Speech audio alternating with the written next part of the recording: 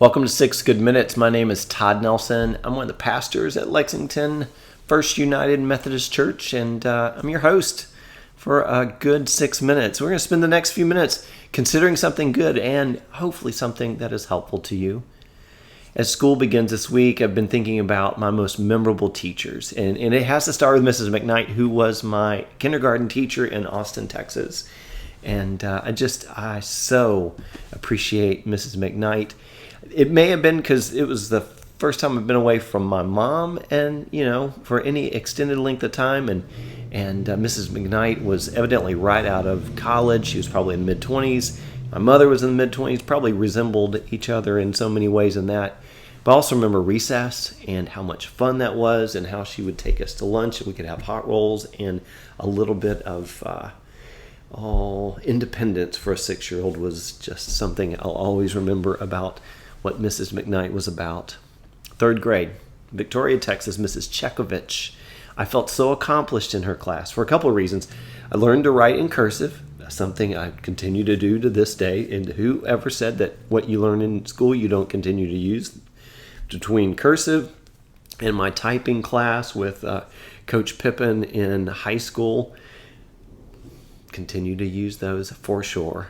Miss Chekovich not only taught me how to write in cursive, but I also felt incredibly accomplished when I learned to spell her name as a 3rd grader. It was a difficult thing, and I've been trying to recreate it, and I can't remember exactly how her name is, but when I finished it and learned it in 3rd grade, it just completely made me feel like on top of the world.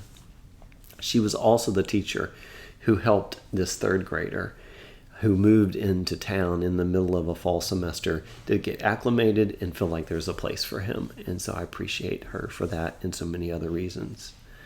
Mr. Solomon, 5th grade, Round Rock, Texas. Mr. Solomon, who could ever forget him?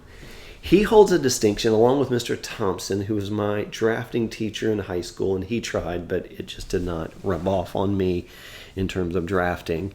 They hold the distinction of being the only 2 teachers to give me SWATs. Yes, I may have gotten SWATs at home.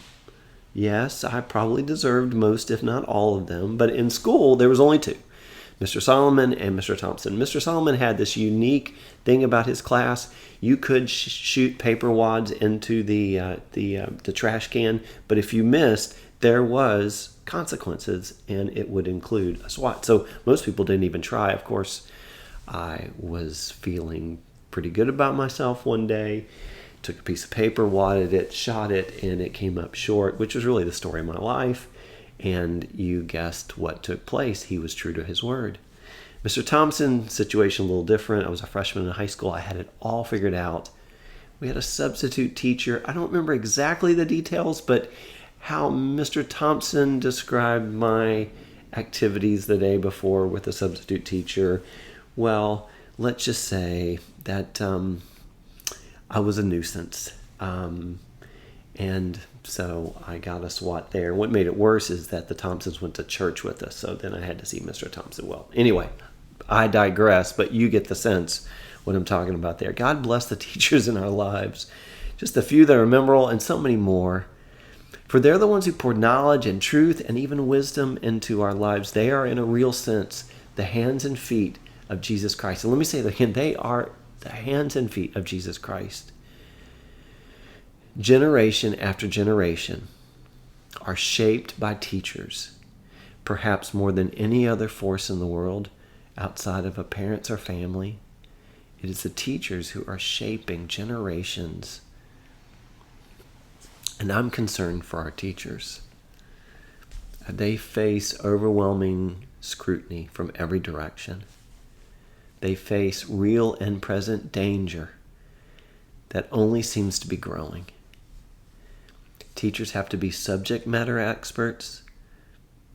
They have to be relationship counselors. They have to be behavioral management gurus. They have to be accountability partners. They have to be parental therapists. And they have to be active shooter experts. Who would have ever have guessed?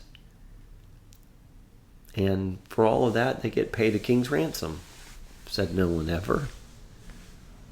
I'm concerned, for I know that I would not be the person I am today if it were not for the few that I mentioned and so many others who answered the call to share their gifts of teaching and their love of children and their commitment to doing their part for the communities, for the good of us all.